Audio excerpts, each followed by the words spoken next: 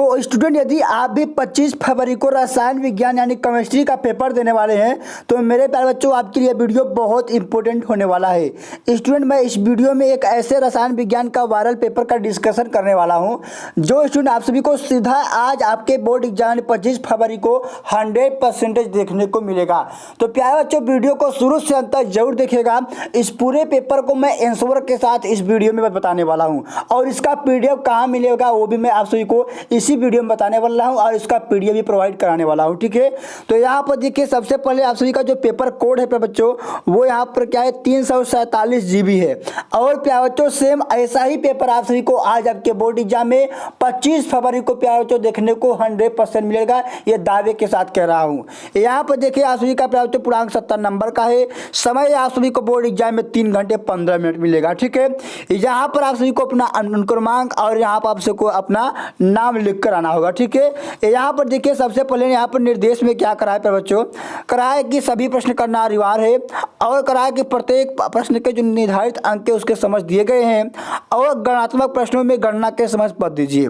करा है कि प्रश्नों के प्रासंगिक उत्तर दीजिए और जहाँ आवश्यक हो, देखिए सबसे इंपोर्टेंट यहाँ पर क्या कहा जा रहा है कि जहाँ आवश्यक हो वहाँ रासायनिक समीकरण भी दीजिए। यानी प्यारे बच्चों जिस भी क्वेश्चन में आप सभी को क्या बोला जा रहा है रासायनिक समीकरण के लिए बोला जा रहा है उसमें आप सभी को रासायनिक समीकरण अति आवश्यक वहाँ पर लिखना ही होगा। ठीक है, अब देखिए यहाँ पर क्या कर रहा है आप सभी का पहला विकल्प क्या कहा है कि इस प्रश्न में प्रत्येक खंड में 4 विकल्प दिए गए हैं। ठीक है, सही विकल्प चुनकर उसे अपनी उत्तर पुस्तिका में लिखिए। जैसे प्यारे बच्चों यहाँ पर देखिए आप सभी का सबसे पहला क्वेश्चन क्या करा है, क वाला का है ऑब्जेक्टिव क्वेश्चन है, करा है कि NaCO3 में NaCO3 के 0.2 मोल बिलियन के 500 ml में वास्तविक मात्रा क्या है। तो स्टूडेंट जब आप इसके क्या करेंगे, ये देखिए क्या है यहाँ पर दिया गया है आप सभी को मोल दिया गया है और यहाँ पर आप सभी को ml दिया गया है और किसका दिया गया है NaCO3 का। तो स्टूडेंट जब भी आप क्या करते हैं इसे इसका जब आप यहाँ पर निकालेंगे ग्राम प्रति मोल यानी मोलर मास जिसे कहते हैं, आप जब निकालेंगे स्टूडेंट इसका तो स्टूडेंट इसका जो आंसर आएगा वो क्या कितना आएगा 106 ग्राम प्रति मोल आएगा। ठीक है, यदि आप इसे ग्राम में करना चाहते हैं स्टूडेंट यहाँ इसे आप ऐसे लिख सकते हैं कि 10.6 ग्राम, ये इस तरीके से भी लिख सकते हैं और इसे इस तरीके से भी लिख सकते हैं। तो स्टूडेंट इस तरीके से क्या करना है, ये सारे क्वेश्चन को आपको तैयार करके जाना है और 100% स्टूडेंट आपको बोर्ड एग्जाम में ऐसे क्वेश्चन आप सभी को देखने को 100% मिलेगा।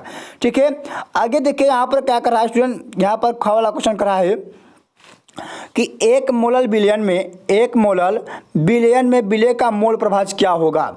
1 मोलर बिलियन है स्टूडेंट यानी 1 मोल है और उसमें करा है कि विलय का मोल प्रभाज क्या होगा। तो स्टूडेंट देखिए यहाँ पर इसका आप सभी को पहले यहाँ पर बता दूं इसका हल कैसे होगा। देखिए क्या करा है 1 मोलर बिलियन क्या अर्थ है कि 1 किलोग्राम विलायक और इसमें क्या है 1 मोल क्या हो सॉल्यूट हो यानी क्या उसमें विलय हो। ठीक है, अब देखिए यहाँ पर की बात करें कुल मोल कितना है स्टूडेंट, देखिए 1 मोल सॉल्यूट है और जबकि 55 मोल इसमें क्या है 1 किलोग्राम क्या है वो जल है, क्या है जल है। अब देखिए जब इसका आप यहाँ निकालेंगे स्टूडेंट मोल फ्रैक्शन निकालेंगे यानी मोल प्रभाज निकालेंगे तो कितना आएगा। देखिए आप क्या करेंगे, हमें क्या करना है यहाँ पर मोल का निकालना तो लिखेंगे 1/1 प्लस 55.5। तो जब इसे स्टूडेंट हम सोल्यूशन करते हैं तो हमारा कितना आता है 0.018 आता है। तो इसका जो राइट आंसर हो जाएगा स्टूडेंट यहाँ पर क्या हो जाएगा ऑप्शन नंबर डी होगा यानी 0.018 होगा। ठीक है, इसी तरीके से प्यारे बच्चों यहाँ पर देखिए अगला क्वेश्चन क्या करा है, यहाँ पर कहा है कि सीसा संचायक सेल को आवेशित करने पर क्या करा है। पहला ऑप्शन है कि PbO2 घुलता है, दूसरा है कि लेड इलेक्ट्रोड पर PbO4 जमता है, या फिर करा है कि H2SO4 बनता है, या फिर करा है कि अम्ल की मात्रा घटती है। तो देखिए आपको यहाँ पर देखिए इसका आंसर लिखेंगे कि जो सीसा संचायक सेल को जब उसे हम लोग आवेशित करते हैं स्टूडेंट तो जो H2SO4 होता है यानी हाइड्रोसल्फ्यूरिक अम्ल होता है वो क्या होता है पुनः बनने लगता है। ठीक है, इस तरीके से आप यहाँ पर आंसर देंगे। तो यहाँ पर स्टूडेंट इसका जो राइट आंसर होगा ऑप्शन नंबर सी होगा यानी H2SO4 क्या है उसे पुनः बनने लगता है। ऑप्शन नंबर सी यहाँ पर क्या होगा राइट आंसर होगा। इसी तरीके स्टूडेंट यहाँ पर अगला क्वेश्चन क्या करा है, करा है कि अर्ध शेल का इलेक्ट्रोड विभव निर्भर किस पर करता है, धातु की प्रकृति पर, या भी विलयन के धातु की आयनों की सांद्रता पर, या फिर तापक्रम पर, या फिर प्रयोग सभी पर। तो स्टूडेंट जो विलयन का जो अर्ध शेल का जो इलेक्ट्रोड होता है वो धातु की प्रकृति पर, विलयन में धातु की आयनों की सांद्रता पर और तापक्रम पर, यानी इन तीनों पर क्या करता है वो निर्भर करता है। तो इसका जो ऑप्शन नंबर है डी है, यानी उपरोक्त सभी भी यही का इसका राइट आंसर होगा। आगे स्टूडेंट यहाँ पर देखिए क्या करा है कि द्वितीय कोड की अभिक्रिया के लिए वेद स्थिरांक की इकाई लिखिए। मेरे प्यारे बच्चों, मैं दावे के साथ कर रहा हूँ कि आपके आज बोर्ड एग्जाम में जो अभिक्रिया की कोटि है, यानी जो कोटि है उसका मात्रक 100% एक MCQ में या फिर एक नंबर के क्वेश्चन में 100% आएगा। ठीक है, जैसे यहाँ पर क्या करा है MCQ में कि द्वितीय कोड अभिक्रिया के वेग का स्थिरांक इकाई क्या है, यानी मात्रक क्या है। तो यहाँ पर देखिए जो लीटर यानी क्या है, लीटर और स्टूडेंट अपान में मोल इनटू सेकेंड, ये क्या है स्टूडेंट, इसका राइट आंसर होगा। ठीक है, यानी ऑप्शन नंबर स्टूडेंट यहाँ पर क्या है, इसका ऑप्शन नंबर स्टूडेंट यहाँ पर जो पहला आंसर है इसका क्या हो जाएगा, ऑप्शन है यही क्या हो जाएगा, इसका राइट आंसर होगा। अगला देखिए यहाँ पर करा है कि प्रथम कोड अभिक्रिया के लिए वेग स्थिरांक का मात्रक क्या होगा। तो स्टूडेंट यही क्या होगा, कहा मोल लीटर इनवर्स और सेकेंड इनवर्स होगा। ठीक है, आगे देखिए अब आप सभी का आता है यहाँ पर क्वेश्चन आता है सब्जेक्टिव क्वेश्चन, जो कि यहाँ पर देखिए आपके सभी का 2 नंबर में दिया गया है और बोला जा रहा है कि मोलरता और मोलरता में उदाहरण देते हुए विभेद यानी अंतर स्पष्ट कीजिए। आप क्या करेंगे, देखिए अंतर लिखने का सबसे आसान तरीका यही है कि आप इस तरीके से लिखेंगे और एक तरफ लिखेंगे मोलरता और एक तरफ लिखेंगे मोलरता।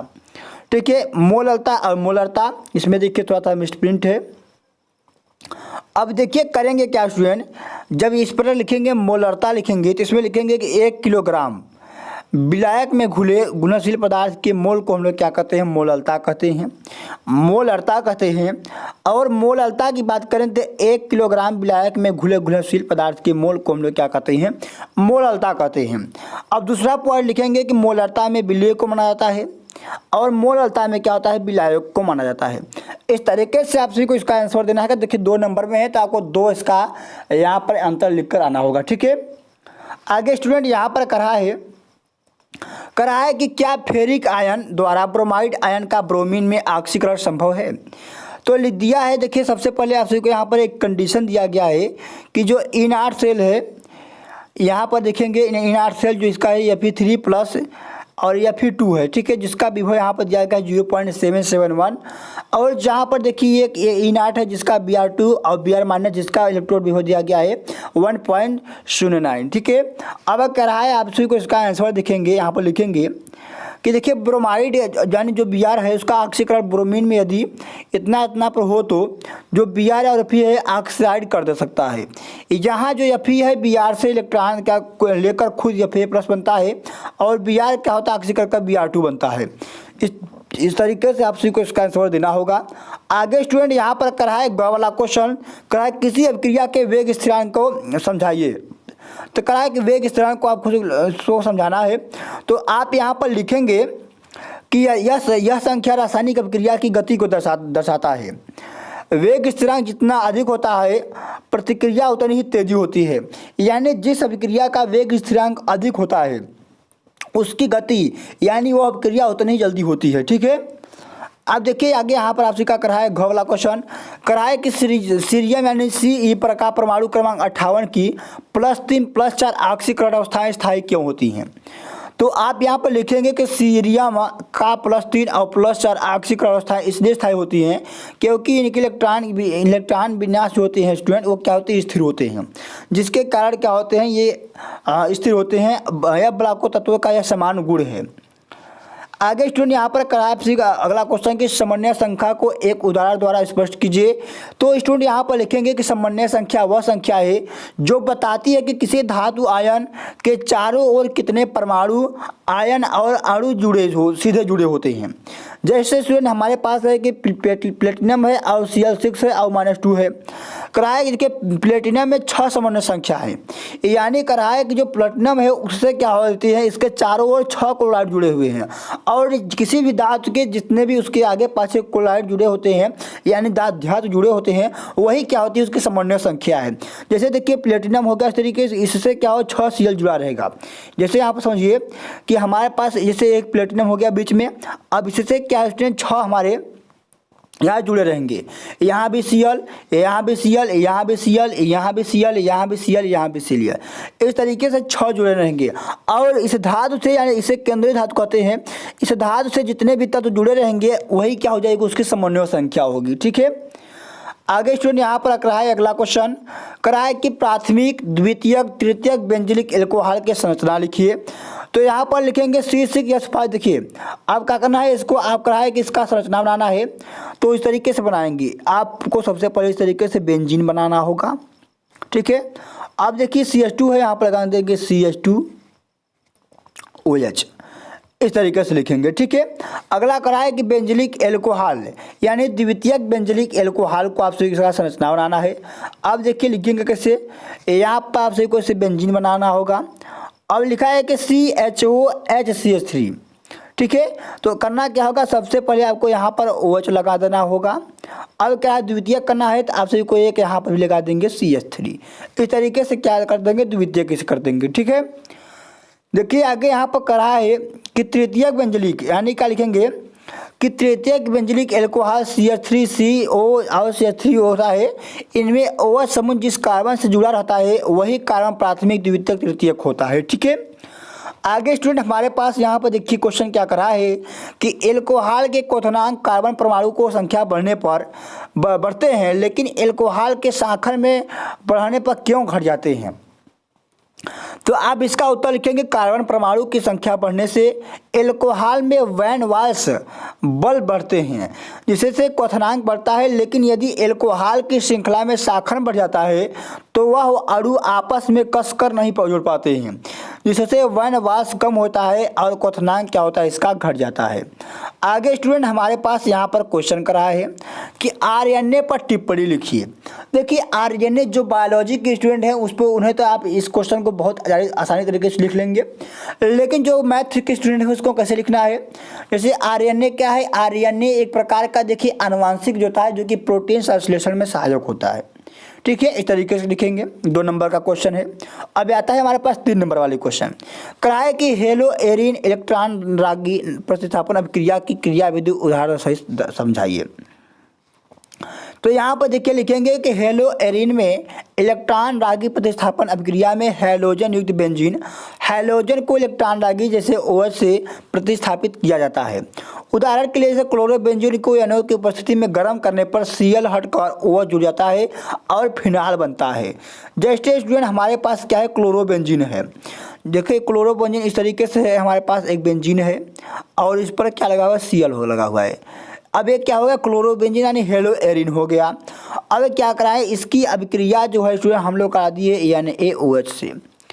अब इसकी जब क्रिया जब करा दिए तो देखिए अब ये जो इलेक्ट्रॉन रागी है ये इससे यहाँ पर जाएगा, इससे प्रतिस्थापित करके अपना स्थान ले लेगा। तो जब अपना स्थान ले लेगा तो यहाँ बनता क्या है, इस तरीके से बेंजीन बनता है, ऊपर लग जाता है OH और प्लस में क्या निकल जाता है NaCl। ठीक है, अब ये क्या बन जाता है फिनाल बन जाता है यानी हेलो एल्केन यानी हेलो एल्कोहल बन जाता है। ठीक है, आगे स्टूडेंट हमारे पास अगला क्वेश्चन करा है कि हेलो एल्केन के विलोपन अभिक्रिया प्रतिस्थापन अभिक्रिया में उदाहरण अंतर स्पष्ट कीजिए। एक तरफ लिखेंगे विलोपन अभिक्रिया, एक तरफ लिखेंगे प्रतिस्थापन अभिक्रिया। इसमें लिखेंगे प्यारे बच्चों लिखेंगे यहाँ पर कि इस अभिक्रिया में हेलो एल्केन एक हाइड्रोजन जैसे Cl हो गया Br हो गया और साथ ही एक हाइड्रोजन परमाणु हट जाते हैं, जबकि प्रतिस्थापन अभिक्रिया में क्या होता है कि इस अभिक्रिया में हेलो एल्केन हाइड्रोजन परमाणु को कोई दूसरा परमाणु समूह प्रतिस्थापित कर देता है। इस तरीके से आपको इसका आंसर लिखना होगा। प्यारे बच्चों इसी तरीके से यहाँ पर देखिए आगे करा है कि इसके परिणाम स्वरूप एक डबल बाइंड एल्कीन बनती है। इस प्रक्रिया में आगे लिखेंगे इसमें कि इस प्रक्रिया में हेलो एल्केन नए यौगिक में बदल जाते हैं। ठीक है, देखिए अब यहाँ पे लिखेंगे यहाँ पर विलोपन प्रक्रिया में कि C2H5 यानी एथिल ब्रोमाइड एल्कोहलिक क्यों साथ जमता है, तो यहाँ पर बनकर आता है एथिन बन जाता है और KBr या H2O बाहर निकल जाता है। यहाँ ब्रोमीन एक हाइड्रोजन हट जाते हैं जिससे एल्कीन बना जाती है। जबकि यहाँ पर प्रतिस्थापन प्रक्रिया में क्या होता है कि C2Br एथिल ब्रोमाइड जल क्रिया में यहाँ पर आके एथाइल एल्कोहल बनाता है यानी Br निकल जाता है। ठीक है, इस तरीके से यहाँ पर लिखेंगे। आगे मेरे प्यारे बच्चों यहाँ पर करा है कि फिनाल को निम्नलिखित प्राप्त करने के लिए रासायनिक समीकरण कर दीजिए। अब क्या करा है, क्लोरोबेंजीन से हमें क्या करना है, यहाँ पर फिनाल बनाना है बच्चों। सबसे पहले करेंगे क्या, हम वही क्रिया लगाएंगे। यहाँ पर सबसे पहले यहाँ पर लिखेंगे फिनाल बनाएंगे। अब यहाँ पर NaCl से अब क्रिया करा देंगे। जब NaCl से क्रिया कराएंगे तो हमारे पास बनेगा क्या, यहाँ पर क्लोरोबेंजीन से बनाना है। यहाँ पर तो हमको क्या करना है, यहाँ पर कराए फिनाल प्राप्त करना है तो OH लगा देंगे। यहाँ पर प्लस में NaCl बाहर निकल जाएगा। ठीक है, आगे इस तरीके आपसे नेमी रिएक्शन दिया गया है। करा निम्नलिखित को अभिक्रिया को रासायनिक समीकरण दीजिए। रोजन मुंड अभिक्रिया, स्टेफन अभिक्रिया, गाटरमान कोक अभिक्रिया। ठीक है, आपको इस सारी अभिक्रिया को तैयार करके जाना है। यहाँ पर सारे क्वेश्चन दिए गए हैं बच्चों। ये सारे क्वेश्चन आप सभी के बोर्ड एग्जाम के लिए बहुत इंपॉर्टेंट हैं। जैसे न्यूमेरिकल में कि मोलर चालकता समझिए 0.02 मोल प्रति इनवर्स KCl में भरे सेल का प्रतिरोध इतना है तो विलयन की मोलर चालकता का परिचय कीजिए। सिलिंडर कितना दिया गया है। प्यारे बच्चों, यहाँ पर सारे क्वेश्चन को आपको तैयार करके जाना है। इसका जो PDF है स्टूडेंट, मैं अपने टेलीग्राम चैनल पर वहाँ पर दे दूंगा। टेलीग्राम चैनल का लिंक हमारे इसी वीडियो के डिस्क्रिप्शन बॉक्स में है। वहाँ जाइए, इस पूरे पेपर का PDF डाउनलोड करके आप इस पेपर को हल करके जरूर जाइएगा। तो प्यारे बच्चों, मिलता हूँ अगले वीडियो में एक नए टॉपिक के साथ। जय हिंद, जय हिंद।